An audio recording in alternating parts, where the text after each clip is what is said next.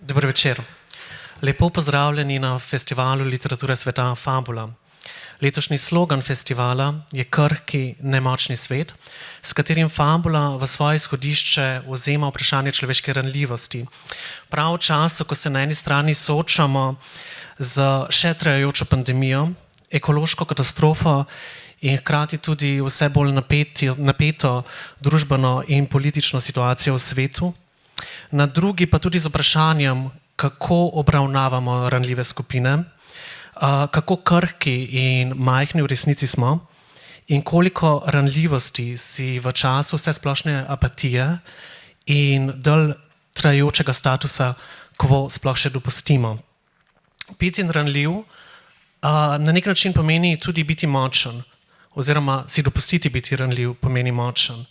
In takšen je tudi letošnji program festivala Fabula, ki ga začenjamo z današnjim preddogodkom Fabula pred Fabulo. Nadaljujemo pa skozi mesec februar, sprva z virtualnimi dogodki v sodelovanju z Slovenskim narodnim gledališčem Drama, v sklopu programa Fabuline knjižne premiere v sodelovanju z študentkami in študenti AGRFT in otvoritvijo posebne zvočne inštalacije Glasovi Fabula. Čisto po pravici povedano, resnično pa potem začenjamo seveda marca za slavnostno otvoritvijo festivala, natančneje 5. marca, prav tako v Cankarjevem domu. Danes pričenjamo z preddogodkom, z gostovanjem bosanskega romanopisca, dramatika, esista Dževata Karahasana. Na večeru bomo spregovorili o njegovem delu Vonj po strahu, sklepnem delu njegove trilogije Kaj pripoveduje pepel. Da ne bom preveč dolg in vzemel minutaže dogodku. Poštovani gospodine Karahasan, puno hvala, što ste došli na festival Fabula. Dobrodošli v Ljubljani. V izjemno čast mi je, da danes predstavljamo vaše delo in hkrati, kot sem vam že povedal, sem izjemno vesel ponovnega srečanja. Nazadnje sva se srečala že kar pred nekaj leti na Filozofski fakulteti, ko sem imel čast obiskati vaše predavanje v sklopu prihoda študentov komparativistike, ki ga je organiziral profesor Boris A. Novak. Hvala tudi seveda Moanisu Sinanoviću za moderacijo današnjega večera in Benjaminu Karnetiču, ki bo bral odlomke iz samega dela. Ob tem pa se seveda zahvaljujem tudi festivalskemu koproducentu Cankarjevemu domu, sponzorjem in podpornikom festivala, med njimi seveda Mestni občini Ljubljana in Javni agenciji Republike Slovenije, ki podpira program Bralna kultura. In na vse zadnje, seveda hvala tudi vam, drage obiskovalke in obiskovalci, da ste prišli. Med vami še posebej pozdravljam tudi gospoda Edina Ljutoviča, prvega sekretarja ambasade veleposlaništva Bosne in Hercegovine v Ljubljani. Katja me je opozorila, da ne smem pozabiti. Pop-up knjigarna se nahaja tamle, ob koncu dogodka seveda lahko vabljeni na kupu knjige in avtor bo seveda tudi podpisoval izvode. Hvala, da ste prišli, želim vam lep večer.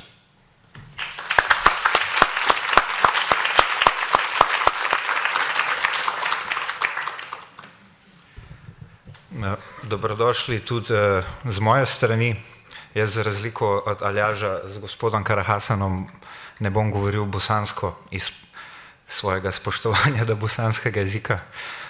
On bo seveda odgovarjal v tem jeziku in če kdo rabi še enkrat informacija, da je simultani prevod, slušalke se dobijo pri vhodu. Dobrodošli spet v Ljubljano. Zdaj, preden gremo k vsebinskim vprašanjem, mogoče eno delno osebno. Ljubljana in Slovenija so nekako tranzitna zona, neko vmesno območje med vašo rodno Bosno in nemško govorečim prostorom, kjer živite in kjer ste nekako najbolj profesionalno udejstvujete. Je tudi neka del ali pa dežela, s katero imate kot Bosanec, ste si delili določeno skupno zgodovino, kjer živijo recimo dokaj obsežna diaspora iz Bosne. Mnogi od nami so danes tle Skratka, kaj je Ljubljana, kaj je Slovenija na vaši subjektivni mapi? Najprije i od mene srdačno dobra večer. Hvala za poziv da dođem ovamo. Molim da mi oprostite što neću govoriti slovenski. Ja slovenski razumijem, ali ne bih vrijeđao vaše uši svojim izgovorom.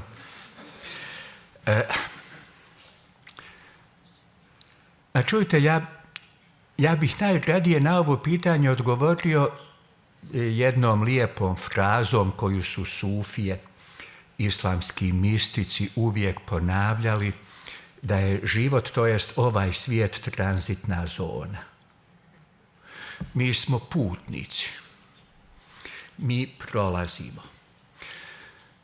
Ali temeljni strah pisca je uopćavanje i pojednostavljenje. To su dva najdublja straha u mom životu. Zato ja neću naravno odgovoriti ovom frazom, nego ću reći da Ljubljana u mom životu igra neku ulogu.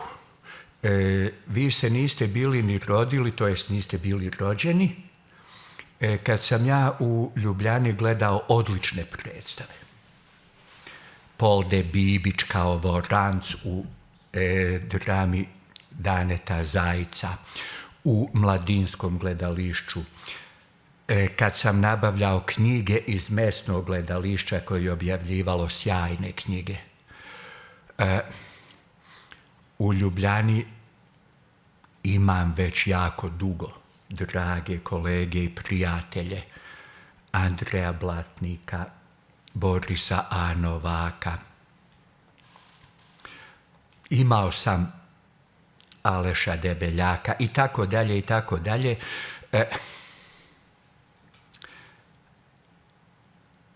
Ja sam mislio da sam obavezan naučiti slovenski i makedonski toliko dobro da mogu razumjeti. Jer sam mislio da je prilično neodgojeno ako za stolom sjede dva Slovenca ili dva Makedonca i ja, da oni govore mojim jezikom umjesto da ja razumijem njihov. Tako da sam i čitao Rudija Šeliga, Borisa A. Novaka prije nego što su mu pjesme prevođene. Ja sam čitao originalu Aleša, u koga sam još, moja majko, svašta sam čitao. Tako da, meni Ljubljana i Slovenija u cjelini nisu terra incognita. Nemam tu ona bitna ljudska iskustva. U Ljubljani se nijednom nisam zaljubio, u Ljubljani nijednom nisam osjetio pravi strah, nisam bio gladan. Ne znam da sam se ikad napio. Dakle, nisam stekao ali to je ambijent koji relativno poznajem i u kojem se baš dobro osjećam. Hvala.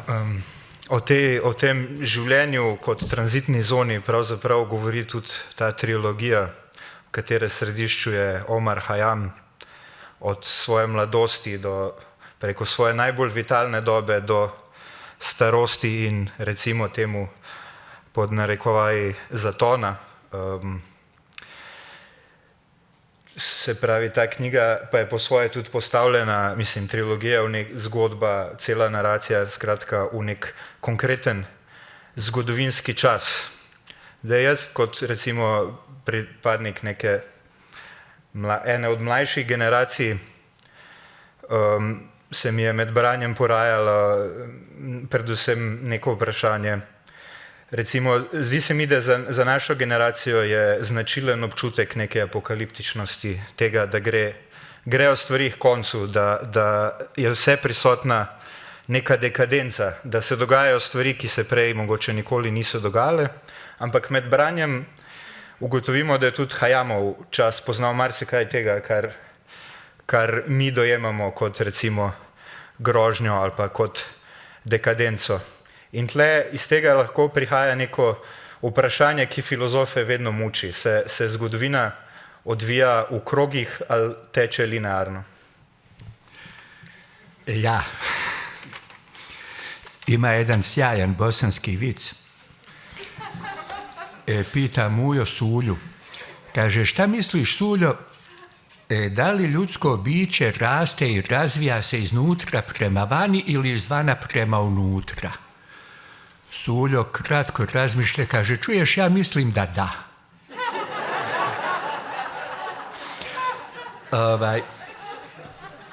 Ja mislim da se povijest kreće linearno i u krugovima, dakle da je spirala. Jer, jeli, imate nekoliko osnovnih predodžbi vremena.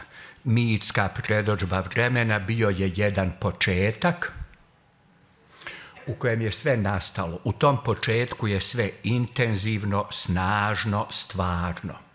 I iz tog početka se sve hrani vitalnim energijama. Zato se uvijek iznova moramo vraćati u taj početak. Sad ovim monoteističkim religijama nekim javlja se predodžba ovog linearnog vremena, koja vrhunac dostiže u scijentističkim religijama, dakle hegelijanizmu, marksizmu, kod ovih egzaktnih nauka. I sjećam se, ja sam bio mlad kad su u jednom eseju se malo šalio s tom hegelijanskom predodžbom vremena. Pitao sam se, je li se zaista Hannibalu isplatilo preći Alpe da bih ja bio upravo ovakav kakav sam? Jer to vam je deterministička hegelijanska predodžba vremena. Imate onda ovu kružnu, ničeansku predodžbu vremena, ali ponavljam, imate i predodžbu vremena kao spirale u islamu. Tu imate, kretanje iz prošlosti u budućnost, ali i stalno kruženje, jer se pojedine tačke spirale korespondiraju, međusobno se dodiruju, povezane su sličnošću. Tako da,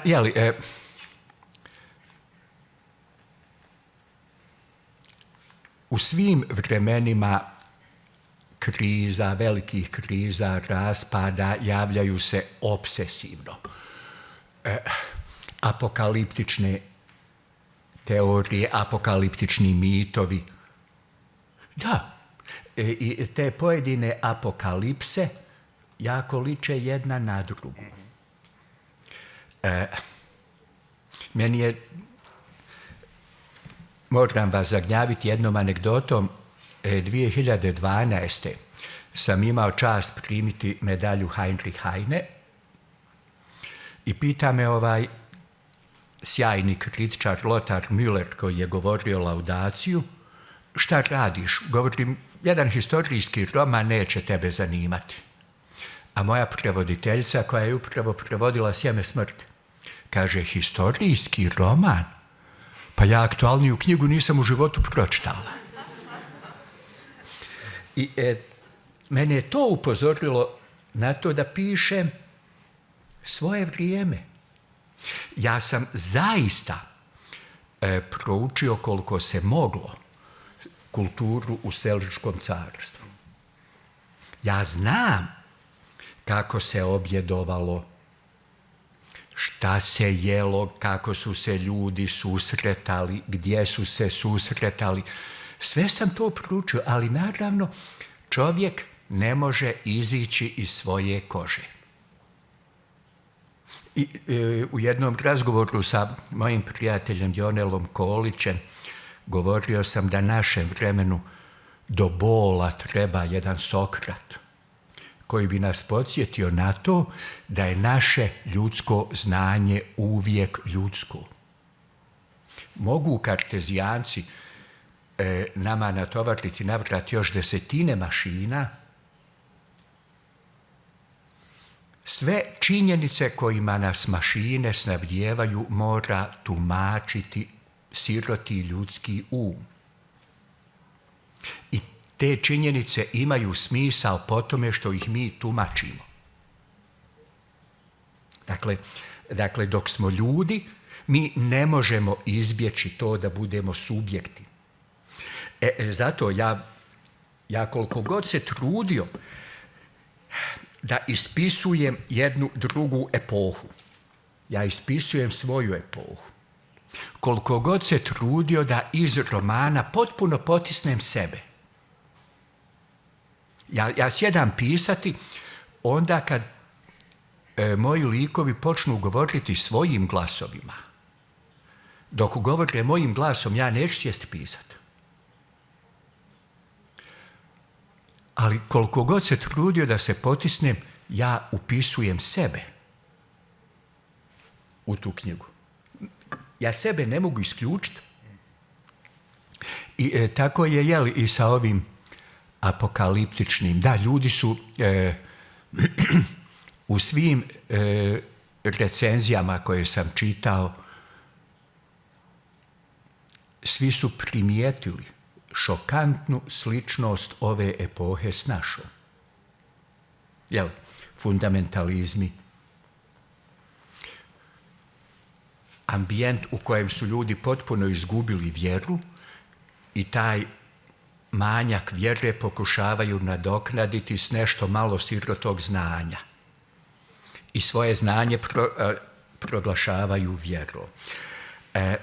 Ambijent u kojem ljudi imaju same odgovore, a nijedno pitanje. I tako dalje, i tako dalje. Raspad jednog svijeta. I ja vjerujem da je veoma slično izgledao raspad antičkog svijeta ili helenskog u doba helenizma. Sjetite se takozvanog grčkog romana, sjetite se šta se dogodilo s teatrom. Sjetite se razlike između Aristofana i Menandra. Tada se javlja čitanje, individualizam, sve nesreće koje nas stižu. Kaže,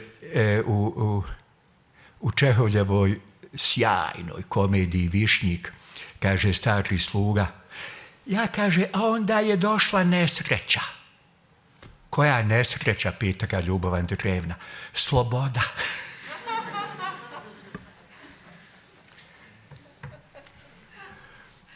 Zdaj, tu je še nekaj istočnic, ki jih po mojem lahko razvijamo. Sami ste omenili mitsko dobo in po drugi strani fundamentalizem. To dvoje se mi zdi na nek način povezano. Ljudje, kot smo že nakazali, nekako niso zadovoljni s svojim časom in iščejo neko mitsko, recimo zlato dobo. Nekateri jo vidijo v tradiciji, predstavljajo si, da je nekoč, recimo pred modernostjo, pred francosko revolucijo in tako naprej, obstajala neka zaokrožena tradicija, ki je ljudem nudila več sreče, recimo kot danes. Drugi jo vidijo v še več modernosti, še več GDP-ja, rasti ekonomske, še več tehnike in tako naprej. Meni se je ob branju spet dekonstruirala neka podoba te opozicije med modernostjo in tradicijo. Po vašem predvidevam, da ne obstaja čista tradicija, niti čista modernost. Ta želja pravzaprav po čisti tradiciji je tudi nekako v srži religioznega fundamentalizma, tudi recimo islamskega, ta utopija, da je nekoč obstajala čista tradicija. Najprije, ako dozvoljavate, jedan komentar, koliko je meni poznato, raj je uvijek ležao u dalekoj prošlosti, sve negdje do 19. stoljeća. Sjećate se Hesioda, jeli? Hesiod artikulira, koliko je meni poznato prvi, taj mit o zlatnom vijeku. Bilo je sretno Saturnovo doba, kad su živjeli ljudi slobodni, kad nas je zemlja hranila sama, davala svoje plodove, kad nismo morali raditi. I helenska antika nigdje ne dovodi u pitanje taj mit. Bilo je zlatno doba i ono je bilo na početku. To je mit. Mit budućnost, mit se ne uzbuđuje oko budućnosti. Onda dolaze ove monoteističke religije koje sve raj smještaju na početak slušam u Zürichu jednog profesora univerziteta iz Pekinga koji govori i pokušava ljudima ukloniti strah od Kine. Govori, ne postoji ljudi žuta opasnost. Kina je uvijek bila defanzivna kultura koja se branila. Nas su svako malo okupirali i onda su okupatori postajali Kinezi. Nakon nekog vremena i onda završava, kaže, a u ostalom, to mu je na kraju predavanja, kaže da je Adam bio Kinez. Čovječanstvo bi još uvijek boravilo u raju, jer on bi kao Kinez pojao zmiju, a ne jabuku.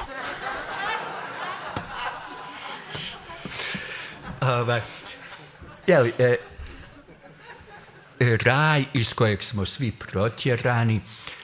Ne, i onda se tek u 19. stoljeću sa takozvanim naučnim optimizmom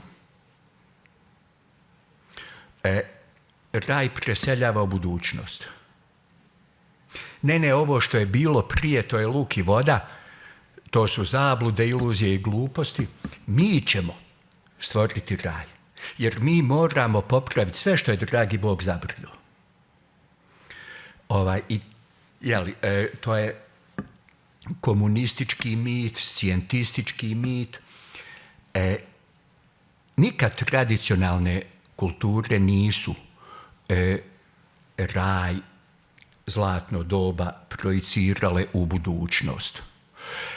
A ovo, pazite, ja mislim da ne samo islamski fundamentalisti, nego svi fundamentalisti na svijetu proizvode pseudomitove u kojima sanjaju nekakvu čistu svoju tradiciju, čistu kulturu. Predodžba o čistoj kulturi je ubitačna, suluda. Jer ne postoji čista kultura kao što ne postoji čist život. Samo je smrt čista.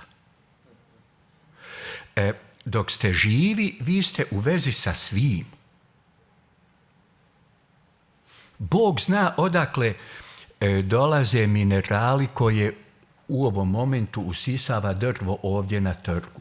Bog zna odakle dolaze čestice zraka koje mi udišemo i virusi, korona.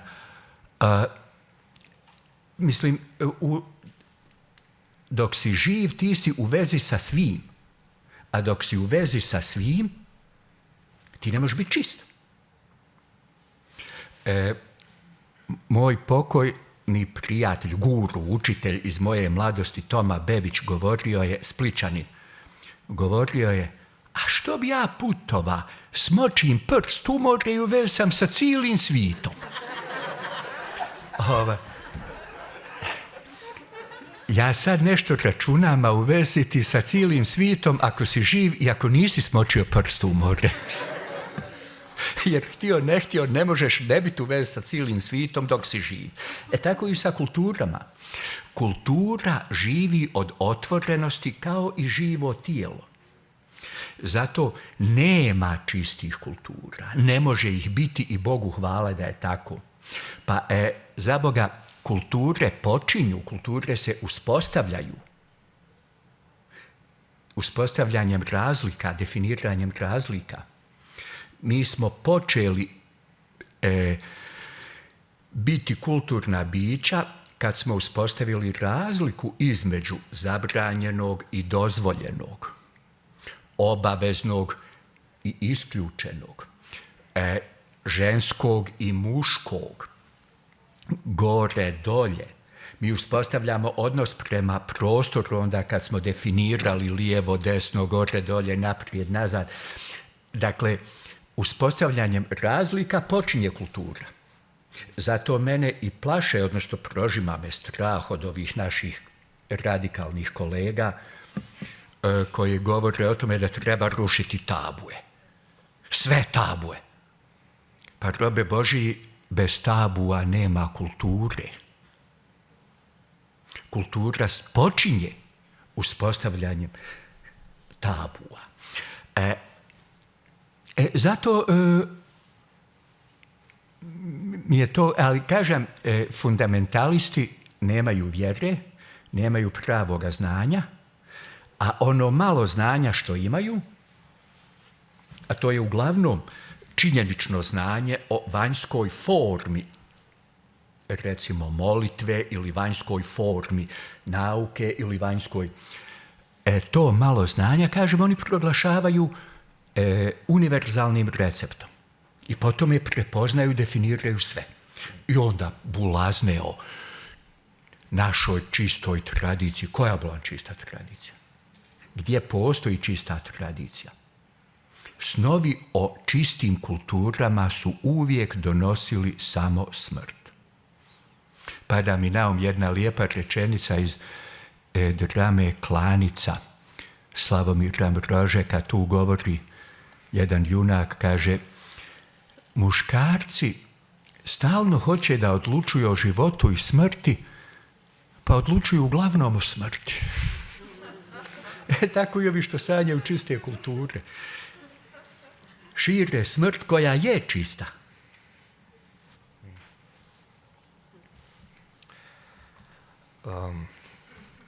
Besede za predelati, medtem mogoče prosim Benjamina za en odlomek. Dober večer vsem tudi z moje strani.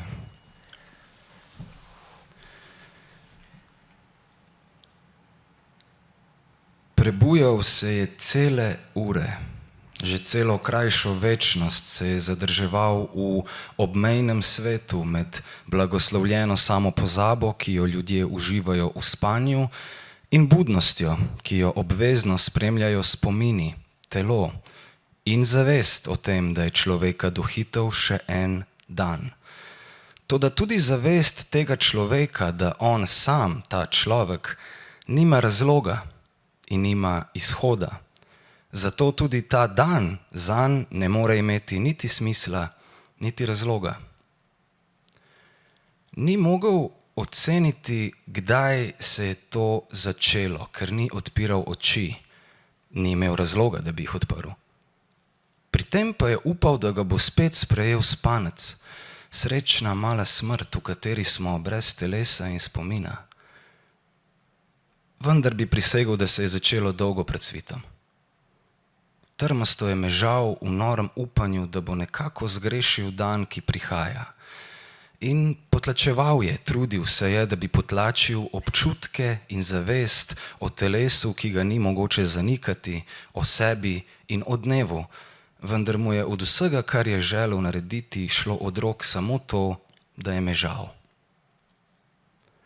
Bilo bi pošteno, da bi te dan, ki se zagotovo ni zasvital tebi, zaobšel, ali pa vsaj dopustil, da se ti izogneš njemu, je napol mislil in z vsem svojim bitjem občutil Omar Khayyam, ki je še vedno mežal in ki je dobro vedel, da bo tudi tokrat prikrajšan za tisto, kar se njemu zdi pošteno.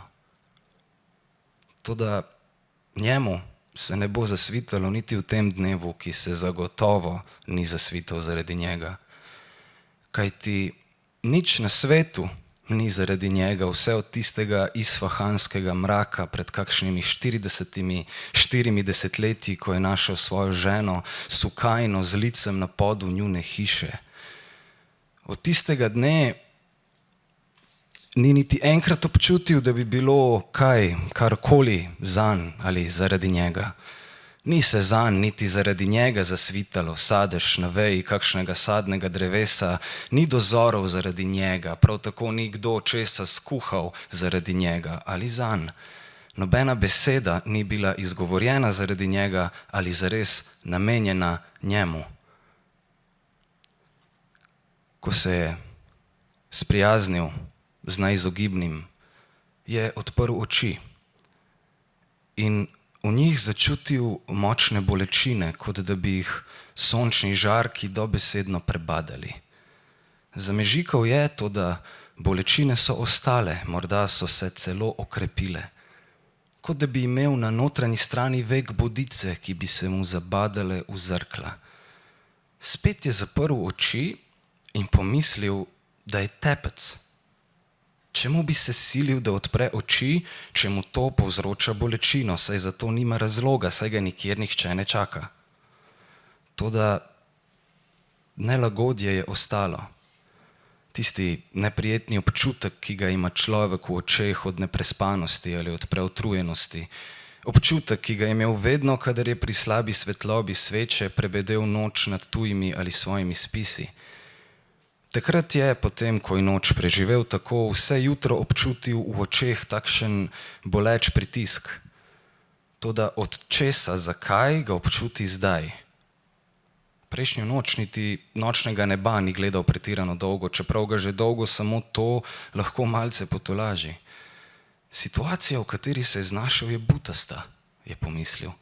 Bodi si trpi bolečine, če odpre oči, ali pa neprijetni in boleči pritisk, če jih zapre. Med očmi in vekami je imel živo obarvano mreno, ki je bila ognjeno rdeča, kadar je zaprl oči. Potem pa se je nekam ublažila in postala oranžna. Zdaj je bila še vedno oranžna, vendar je trepetala, enako kot takrat, ko je bila rdeča.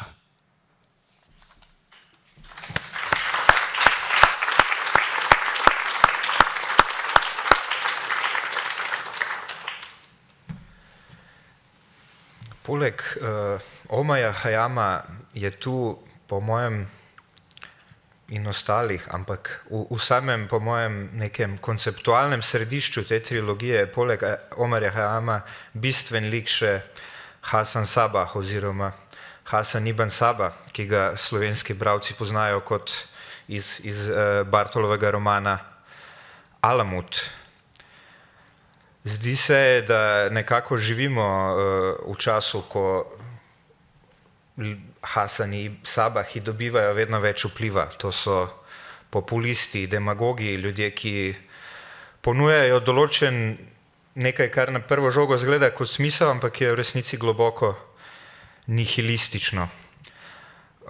Zdi se mi, da ste vi v tem romanu, mogoče v primerjavi z Bartolom, Hasana poskušali razložiti tudi kot osebo, njegovo zlo demistificirati, ga razumeti v nekem zgodovinsko-političnem in osebnem, psihološkem kontekstu. In pri tem mi je na glavo padla neka izjava, ki so jo pred leti ljudje nekateri narobe razumeli in jo tudi se zaradi nje razburjali, da je Radovan Karadžić žrtev zgodovine. Jaz sem v tej izjavi videl točno to, kar sem videl v vašem opisovanju Hasana ibn Sabaha, poskus pisatelja, da bi razumel zlo skozi osebo. Me zanima, a premagujemo zlo, če ga poskušamo ali pa če nam ga uspe razumeti? Ja, dobro pitanje. I kao na sva dobra pitanja, na to se naravno ne može odgovoriti. Dozvolite mi da pokušam od početka. U temelju ovog romana leži u stvari jedna legenda koja se pojavila na istoku 10-20 godina nakon Hayamove smrti.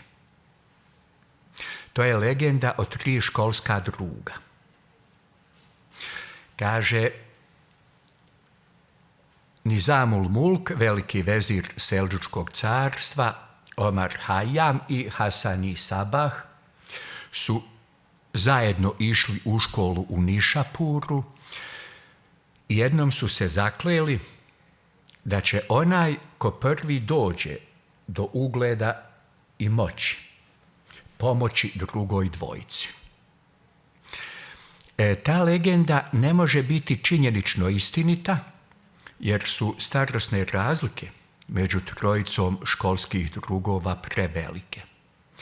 Ali je, kako kažu Italijani, se non è vero e ben trovato. Koliko god ne bilo činjenično istinito, ono je tačno izmišljeno. Jer tu imate 3 odnosa prema moći, 3 pogleda na moć.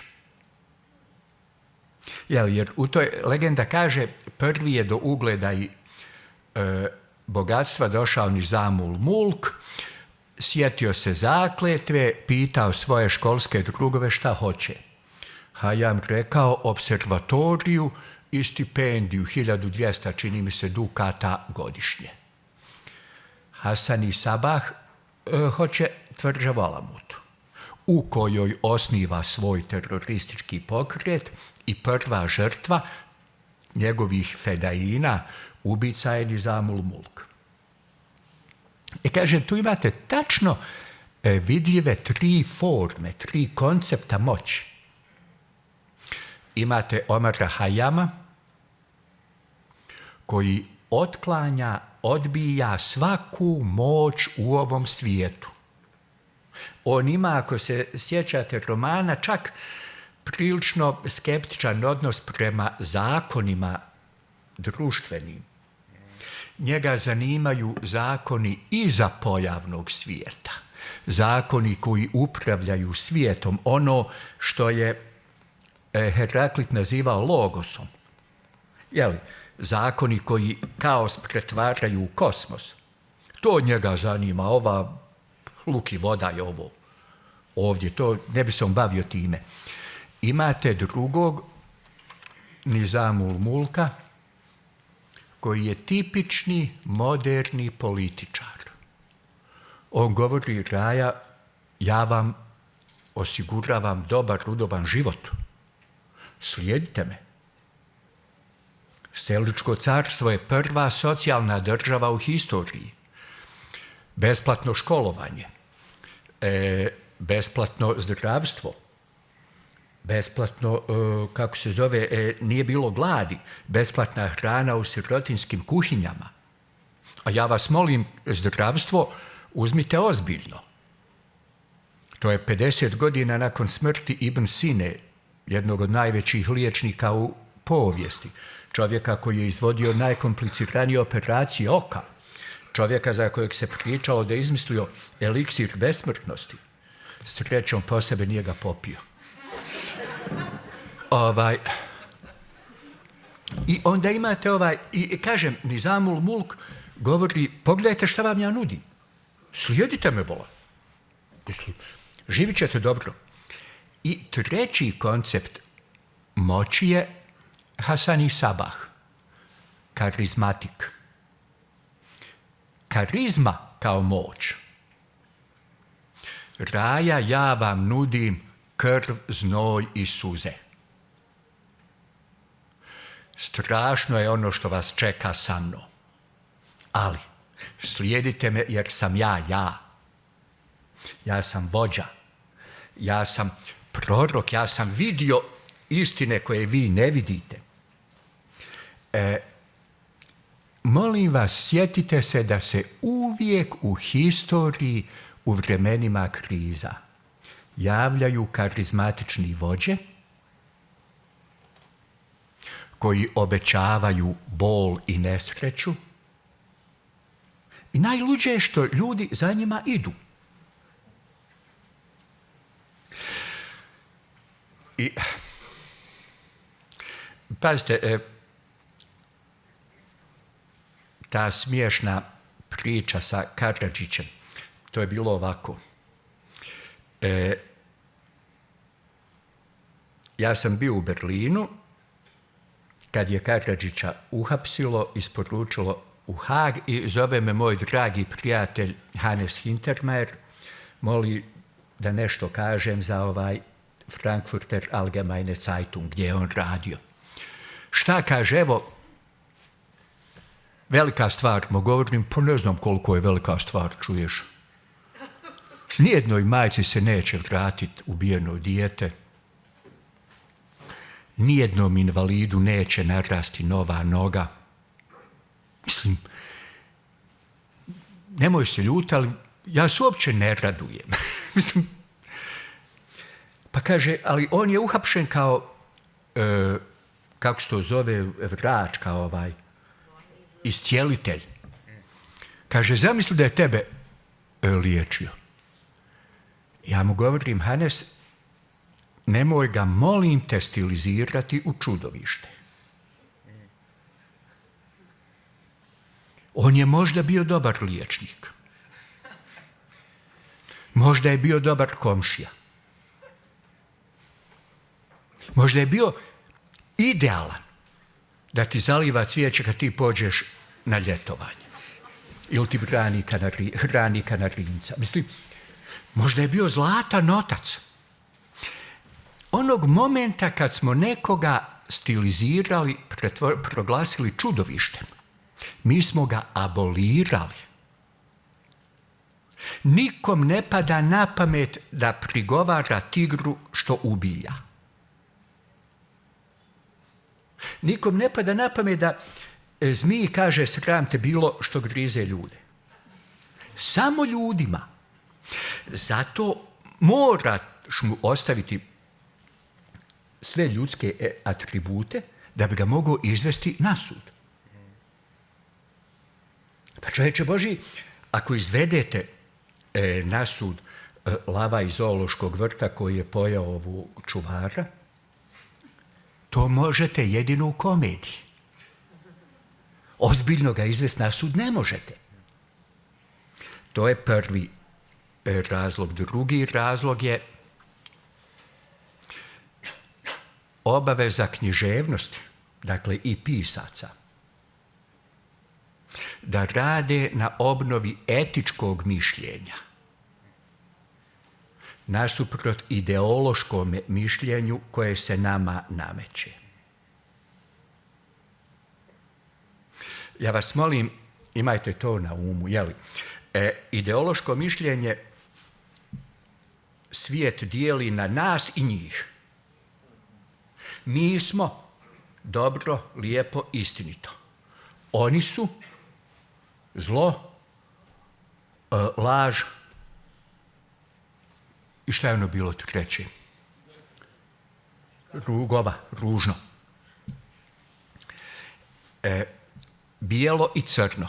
U teatru u kojem sam ja ostario i crno i bijelo su boje koje označavaju odsutnost. Stvarni svijet, svijet kakav se otkriva etičkom mišljenju, pun je boja. Sjećate li se Ilijade? Knjige kojom počinje evropska književnost. Homer je Ahejac. Ahejci opsjedaju Troju i nakon 10 godina će je osvojiti. Najljepši, najuzbudljiviji, najbolji, jedini pravi veliki heroj u toj knjizi je Trojanac Hektor. Najljepša epizoda u toj knjizi je oproštaj Hektora i Andromahe. Sjećate se koja je to čista, plemenita emocija.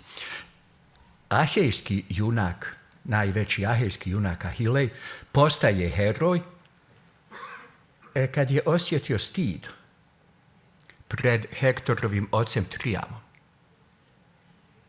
To je etičko mišljenje. Etičko mišljenje govori neprijatelj je čovjek.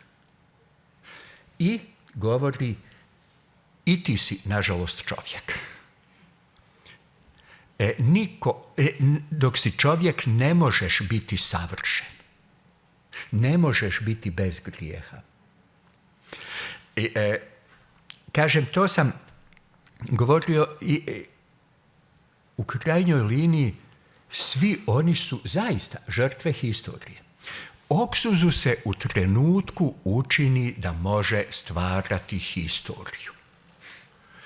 I on zaboravlja da historija upotrebljava njega za nove pokolje, nove zločine, nove užase, jer historija je čudovište koje se hrani našom patnjom, suzama, žrtvama, našim životima. To je vizija koju dobro znaju oni koji su čitali Ivu Andrića. I historija upotrijebi tako nekog jadnika, pošalje ga da počini neviđene zločine, on u prvi mah misli, joj što sam ja, koji sam ja hadžija, vidi me. A na kraju ispadne to što je ispalo. Dakle, ono zbog čega sam ja i priznajem, reagirao sam nervozno, ali reagirao sam nervozno jer me strašno nerviraju pojednostavljenja. Mi ništa nismo riješili. Ja vas molim, imajte na umu da se svaka dobra knjiga završava sa znanjem. Ma tema je treći element tragičkog ritma, saznanje. Šta smo saznali ako smo Karadžića proglasili čudovištem i Fala živio? Ništa. On je, nažalost, moj brat čovjek. On o užasa možda govori i nešto i o meni. Ja ne znam šta sve čuči u meni. I time sam jako zadovoljan. Ja ne bih želio sebe upoznati do kraja. Ali molim vas, nemojte pristati na ta ideološka pojednostavljenja. Onaj ko mene nervira je budala, zločinac, kreten, onaj ko mi je simpatičan i ko me voli je mudar čovjek jer prepoznao je moju izvrsnost.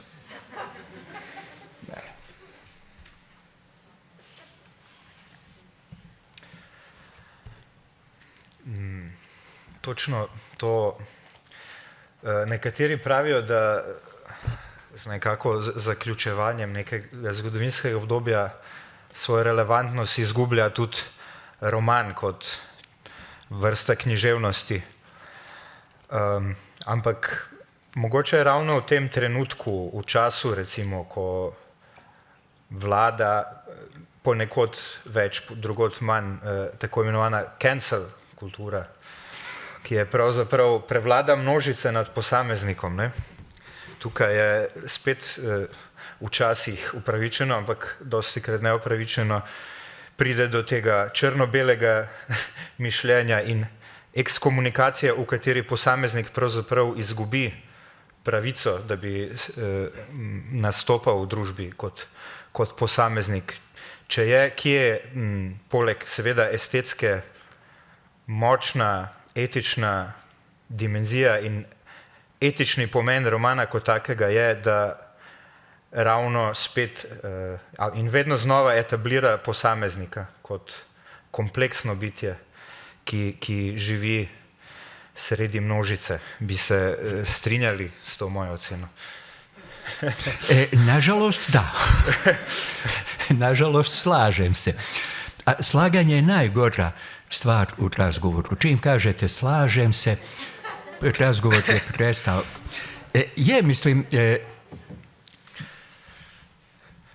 Ta priča o krizi romana mi je malo... Mi, nažalost, živimo u vremenu koje ne trpi dobru poeziju. Mi živimo u jednom ekstremno nepoetičnom vremenu.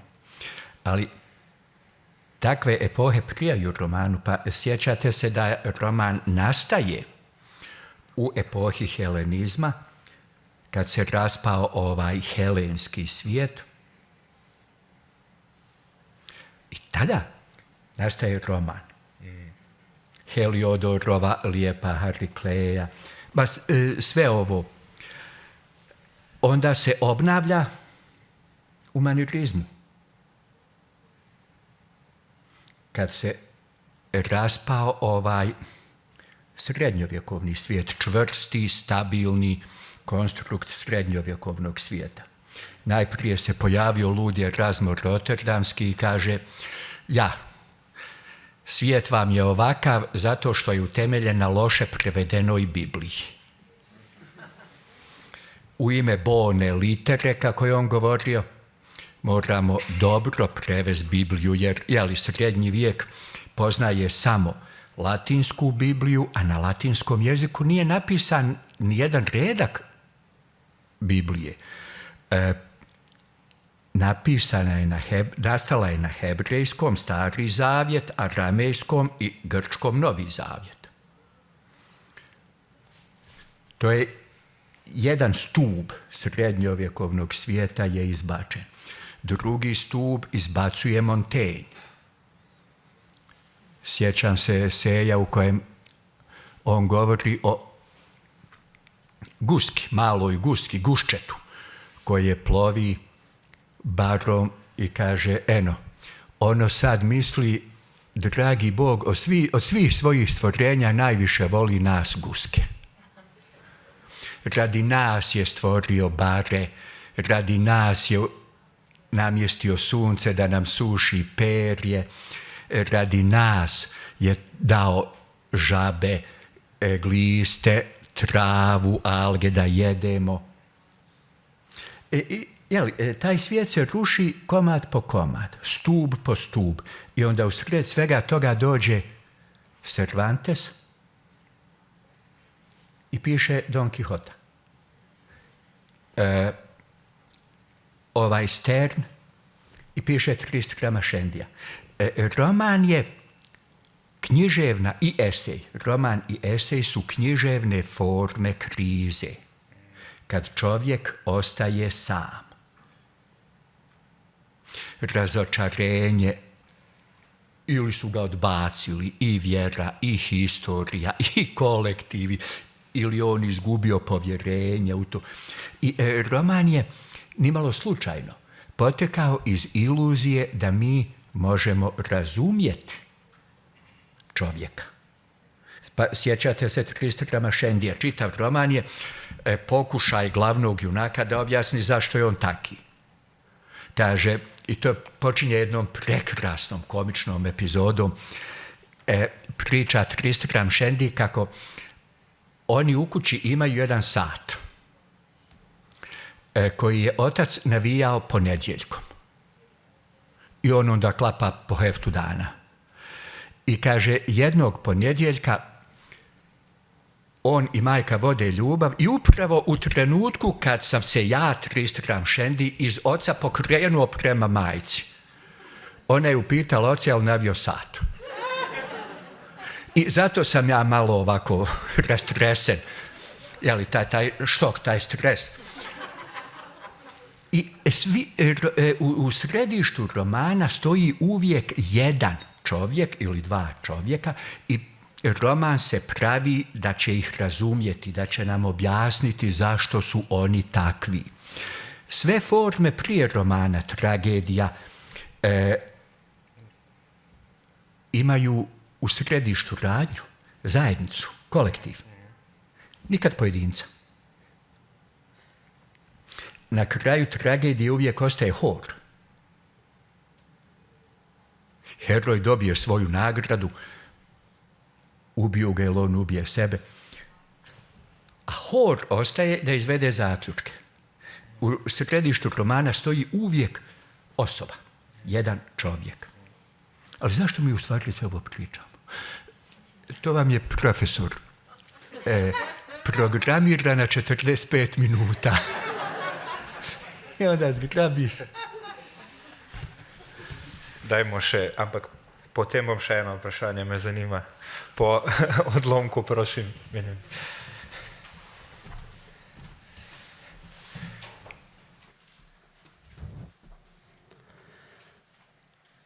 zakaj ti vse vidiš, kot da je smešno? Je vprašal Vukac ravnatelja Amina, ko je stal na pragu njegove pisarne.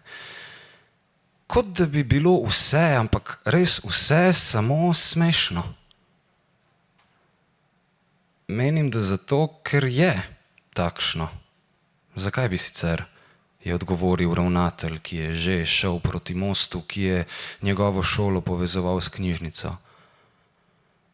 Ali je res vse takšno? Rad bi, da mi to pojasniš. Ne vem za vse. Menim, da se najde kaj, kar ni ravno zgolj smešno. Če bi mene, na primer, Bog ne daj, doletela kakšna nesreča, to menim, da ne bi bilo zgolj smešno. Drugače pa, se je Amin zamislil in kot bi se opravičeval, pripomnil, da o tem ni razmišljal. Vendar sem za nas ljudi skoraj prepričan. Mi smo danes popolna burka. Smešni smo. In smo lahko edino smešni vsakomur, kdor bi nas opazoval strani. Zakaj tako misliš? Je zmedeno vzkliknil Vukac, kot ukopan, obstal na mestu in razširil roke. Menim, da zato, ker tako tudi je, dragi mladenič, je vzkliknil Amin in z roko pomahal, naj se pomakneta naprej proti knjižnici. Kaj mi danes lahko storimo? Ali vsaj vemo? Koliko je moja usoda odvisna od mojega ravnanja ali mojega značaja? Ali vemo, kaj je dobro in kaj zlo? Ali imamo en samcat zanesljiv razlog, da izberemo dobro, če ga kdaj kje prepoznamo? Kot suh list ali zrnce peska, takšen je danes človek, moj mladi prijatelj. Toda to ni smešno. Zakaj se ti potem človek ne zasmili? Je Vukac branil svojo pravico do žalosti. Koliko je v tem bolečine? Vidim bolečino in kri, dečko, verjemi mi. Med ljudmi je bilo vedno veliko bolečine in krvi, zdaj pa ju je, kot se mi zdi, več kot kadarkoli prej. Toda so časi, v katerih to obdrži svojo težo in strašnost, so pa tudi takšni časi, v katerih je to burka, enako kot vse drugo. Mogoče je to odvisno od tega, kakšni so ljudje. Če ima človek svojo težo in se manj boji, je sposoben prepoznati težo in strašnost dogodkov, toda kaj naj prepozna in občuti prgišče strahu, v kakršno se je spremenil današnji človek? Mogoče smo si mi še sposobni zaželeti kaj dobrega, toda uresničili tega zagotovo ne bomo, ker za to več nismo sposobni. Nam se kaj dobrega pripeti samo še takrat, kadar spodletijo namere našega sovražnika. Spodletijo pa na srečo vedno, saj tudi on prgišče strahu in zrno nesreče kot mi. Kot mi sami tudi on prizadeva bližnjim zlo, kadar jih želi razsvetliti, in prinaša sovražnikom dobro, kadar jih želi suniti v brezno. No, zdaj pa mi povej, kakšen človek je, kdor prejema dobro samo od sovražnika? Je mogoče, da gre pri tem za oko? Je vprašal Vukac, ter se spet ustavil in se pozorno zagledal v Amina. Mogoče je to odvisno tudi od očesa, od tega, kaj in kako vidi. Hajam se je glasno zasmejal in objel svojega mladega prijatelja. Mogoče je pritrdil Hajam. Od očesa je odvisno vsaj nekaj od tistega, kar gledaš. Resno sem vprašal, se je ujezil Vukac. In jaz ti resno odgovarjam, ga je pomiril Hajam. Tisto, kar vidiš, je približno toliko odvisno od tvojega pogleda, kolikor tudi od tistega, kar okrog sebe gledaš. Če izločiš eno od obojega, boš gotovo prišel do napačnega zaključka. Tudi sam sem to doumel šele pred kratkim, ko sem se soočil s tvojim dženeckim pogledom, se pravi, ko sem dojel, zakaj midva tako različno vidiva vse, kar gledava.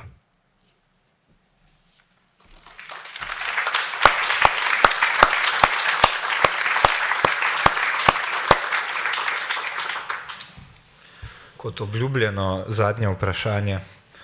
Tudi v tem dialogu smo med drugim lahko zasledili nekaj, kar me je pri vašem pisanju precej zanimivo, namreč, da sta filozofija in književnost tu živita v nekem sožitju, medtem ko pravzaprav ta odnos, ta tenzija med filozofijo in književnostjo nas zasleduje že od Platona. Že Platon se je ukvarjal s tem, kaj prinašajo pesniki in kaj prinašajo filozofi.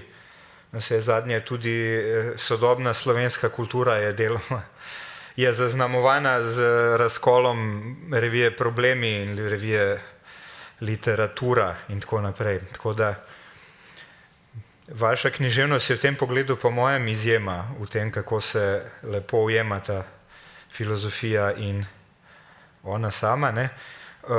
Ja, me zanima, kaj lahko ponudi ena drugi, kaj lahko ponudite. Ja, najprije moram vam se od srca zahvaliti što ste spomenuli Platona. On je zaista moj učitelj pripovjedanja.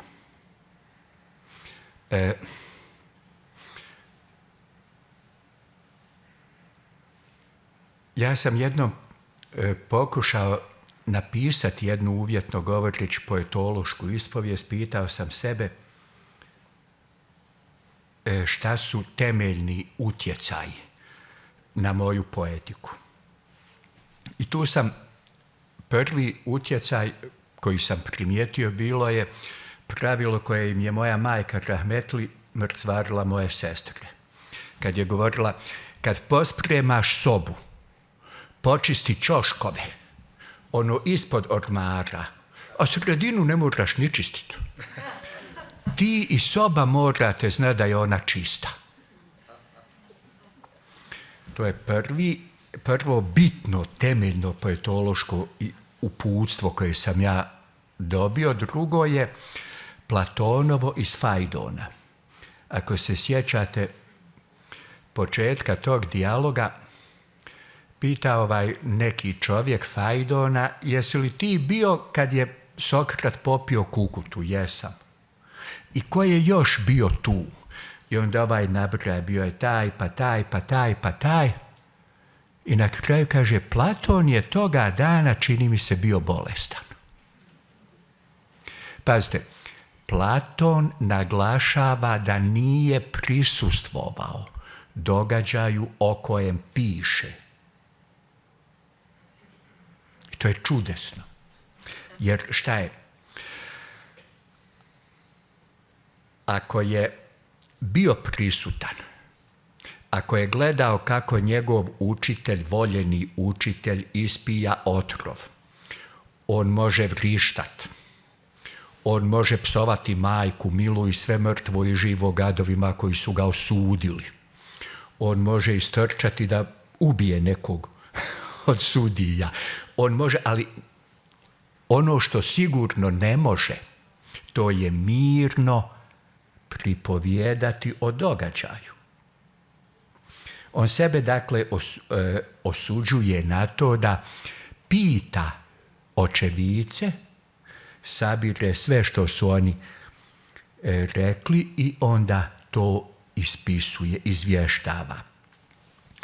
Treće, Platon pripovijeda u dijalozima. Dakle, on zna da je stvarno, tačno estetsko iskustvo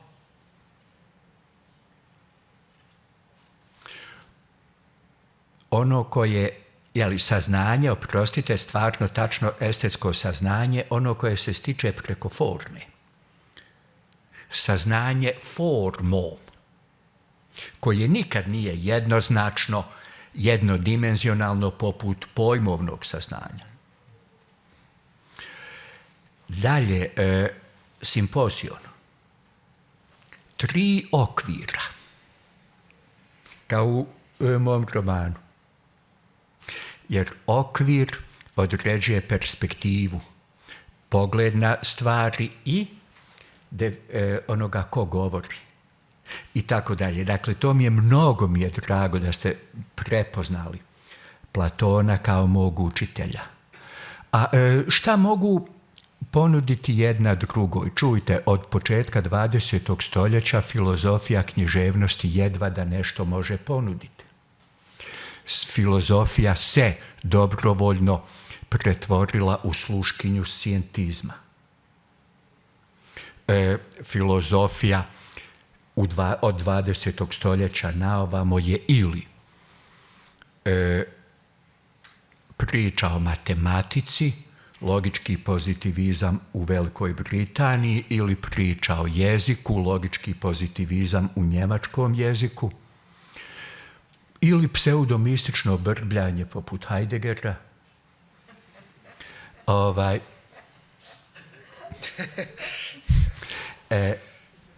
Klasična filozofija, da, naravno, Platon je, ja bih, kad bih mogao birati, ja bih najradije na historiji drame bar pola semestra ili jedan cijeli semestar predavao Platona. A Bog me i na historiji pripovjedanja. Da tu vam je naravno veličanstveni Empedoklo, Parmenid, Boga mi moj Johannes Scotus Erliugena, Schopenhauer, sjajan pisac.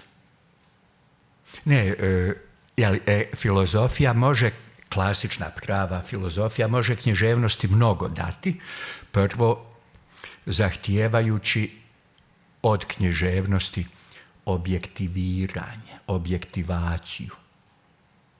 Znate, lijepo je to što ti nešto misliš, ali hajde, molim te, to pokušaj artikulirati tako da i drugi razumiju šta ti misliš.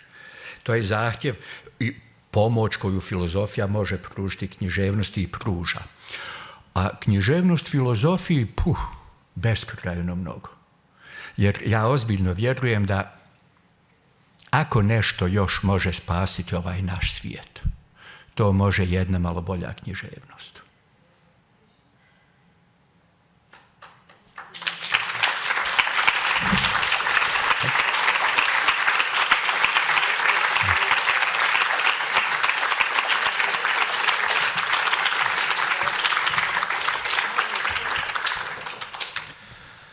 Hvala za pogovor. Hvala vama za slušanje i vama za pitanja.